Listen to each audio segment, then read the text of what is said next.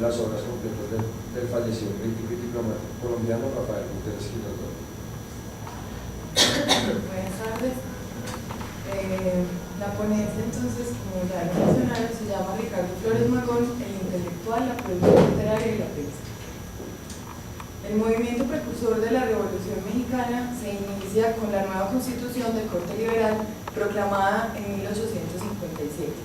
Sin embargo, es en 1899, 42 años después, con la fundación del Círculo Liberal Ponciano Arriaga en San Luis de Potosí, que se empieza a gestar el movimiento en contra del general Porfirio Díaz, que para esa fecha lleva 22 años en el poder.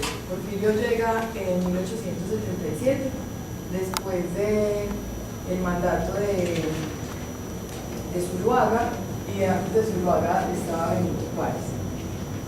La figura de Ricardo Flores Magón, él nace en 1873 y muere en 1922, retumba como uno de los gestores intelectuales de los dos primeros levantamientos, uno en 1906 y otro en 1908.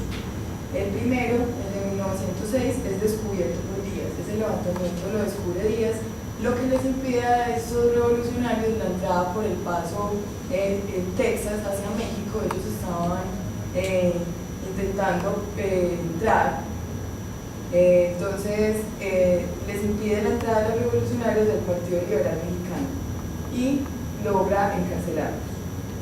En 1908, el segundo levantamiento, es donde estalla el movimiento ya revolucionario y pronto también es sofocado por el gobierno. En 1909 se crean el Partido Democrático y los grupos registas, los cuales desaparecen para dar paso a los reeleccionistas con Porfirio Díaz a la cabeza y a los antireeleccionistas comandados por Francisco Ignacio Madero e influenciados por el Partido Liberal de los hermanos Flores Magón. Ellos eran tres, Ricardo, Jesús y Enrique. Luego de conformados diferentes grupos y partidos de oposición al porfiriato, punto que todos tienen en común, pues esa oposición, empiezan a crearse divisiones ideológicas entre sus miembros, situación que los lleva a combatir entre ellos. El problema de la desigual distribución de la tierra existe desde el comienzo de la dominación española. El ejido desaparece y gran parte del territorio conquistado queda en manos del clero. Es en 1856, con la ley de desamortización promovida por Lerdo de Tejada, la que según él es una resolución que va a hacer desaparecer uno de los errores económicos que más han contribuido a mantener entre nosotros estacionaria la propiedad de impedir el desarrollo de las artes e industrias que de ella depende. Eso es una cifra. Segundo, como una medida indispensable para llenar el principal obstáculo que hasta hoy se ha presentado para el establecimiento de un sistema tributario uniforme y arreglado a los principios de la ciencia, movilizando la propia raíz que es la base natural de todo buen sistema de impuestos. Con esta ley de desamortización es que se da el primer paso para que la pregunta por la tenencia de la tierra y la necesidad de devolverla a quien pertenece se convierta en el móvil principal de la Revolución Mexicana y en general de todas las revoluciones latinoamericanas. En 1859, Benito Juárez nacionaliza los bienes de la Iglesia, los cuales pasan a ricos terratenientes, fortaleciendo así el latifundio. Para la época en que Díaz llega a la presidencia, en 1877, e incluso hasta principios del siglo XX, la tierra sigue concentrada en manos de los gobernantes, hacendados, el clero, comerciantes y grandes propietarios territoriales, en lugar de ser trabajada libre en comunidad, manera que funcionaban los ejidos. Según Jesús Silva Gerso, un estudioso constante de los problemas sociales de México, en especial de la Revolución Mexicana, Francisco Ignacio Madero entiende el problema de la tenencia de la tierra en manos de ricos hacendados. Sin embargo, su posición social como miembro de una familia poderosa y acaudalada no le permite comprender los problemas fundamentales de México. Prueba de esto es la arenga con la que llama a la revolución, abro comillas: vosotros no queréis pan, queréis únicamente libertad, porque la libertad os servirá para conquistar el pan. Cierto. Contrario a la opinión de Madero, el problema para Ricardo Flores Magón, más que la libertad, es el hambre, porque el pueblo con hambre no puede luchar por su libertad. Esta falta de comprensión de las necesidades del pueblo mexicano lleva a Flores Magón a irse en contra de la idea y del actual de los maderistas. Por lo tanto, para 1910, Ricardo Flores Magón se declara opositor de Porfirio Díaz y Francisco Madero y reitera que son los desheredados los que deben unirse y luchar por su reconocimiento, por su tierra y libertad. Esta figura de la Revolución Mexicana, que oculta su anarquismo tácticamente en el liberalismo, se mantiene firme a sus ideales y actúa conforme a ellos, a pesar de los múltiples periodos en la cárcel o en el exilio. No logra ser silenciado sino hasta su muerte el 20 de noviembre de 1922 en un calabozo de una prisión norteamericana. Esto es como una tipología intelectual. En su obra Las corrientes literarias en la América Hispánica, Pedro Enrique Sureña hace una periodización que logra dar cuenta de las transformaciones, tendencias y nuevos intereses que surgen en el ámbito de la producción literaria. Además, demarca características, tipos de sus autores y creadores. Según el ensayista dominicano, luego del proceso de independencia latinoamericano, viene un periodo de romanticismo y anarquía. Él lo enmarca entre 1830 y 1860, en el que cambia la estructura de la sociedad, se altera el sistema económico, político, se amplía la educación y se transforman las costumbres. Para esta época aún se sentían de cerca las secuelas de las guerras por las luchas independentistas. Es entre 1860 y 1890 que se gesta un periodo de organización con permanentes innovaciones sociales que de nuevo implican cambios en las diferentes estructuras antes mencionadas, o sea, en lo económico, político, en lo social, en la educación, en las costumbres.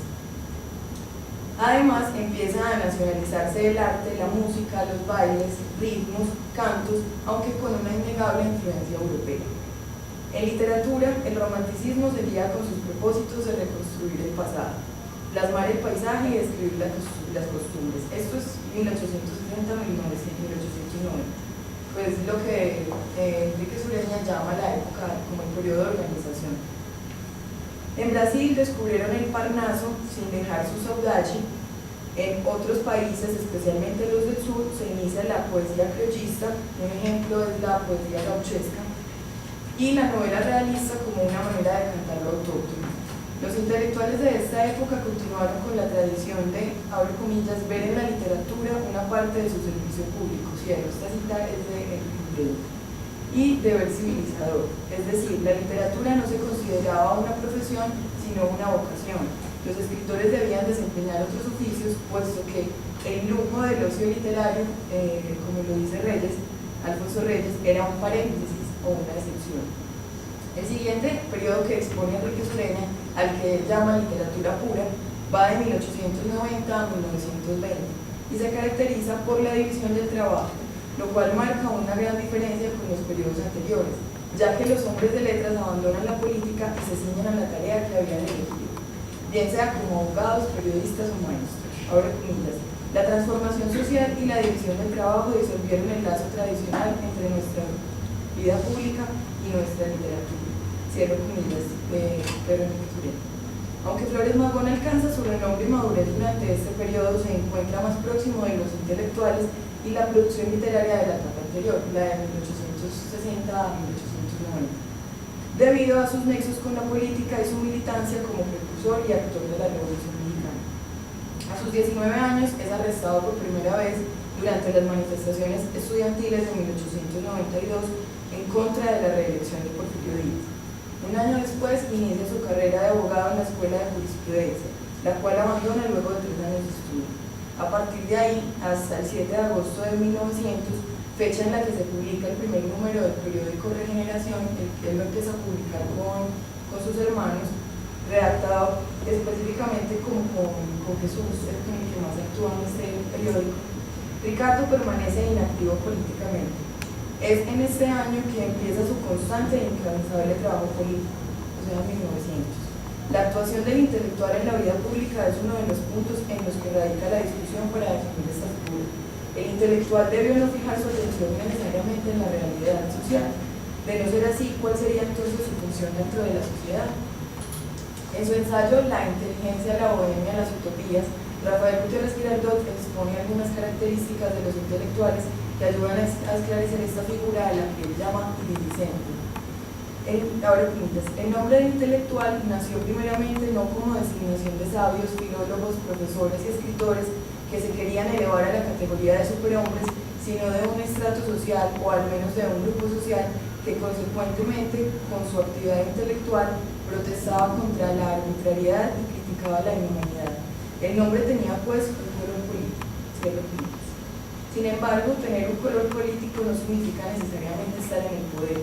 Según Flores Magón, los hacedores de la revolución debían actuar en el pueblo y no desde altos cargos. Por ello rechazó puestos gubernamentales, continuó la lucha con y a favor de los desheredados, y así no corrió el riesgo que advierte Nietzsche de que aquel que lucha contra monstruos debería cuidarse de no convertirse en un monstruo en el proceso. La producción literaria y periodística de Flores Magón se enmarca en una época álgida de cambios en los procesos políticos, sociales, culturales y económicos en México y Estados Unidos. Además, es reflejo de la ambigua prosperidad y desarrollo que trajo consigo la implementación en los países latinoamericanos del capitalismo como sistema económico. Ahora ya entonces voy a hablar de la parte de la parte literaria y de la prensa. Desde sus inicios, la prensa ha sido uno de los medios impresos clave para lograr la masificación de la información. En este caso específico, ha sido una herramienta de divulgación de idearios políticos que además ha permitido la publicación de obras literarias por entregas. En sus años como estudiante de la Escuela de Jurisprudencia, Flores Magón empieza a escribir artículos periodísticos en El Demócrata. Luego, en 1900, continúa su ejercicio en Regeneración, periódico que empieza a redactar junto con su hermano Jesús.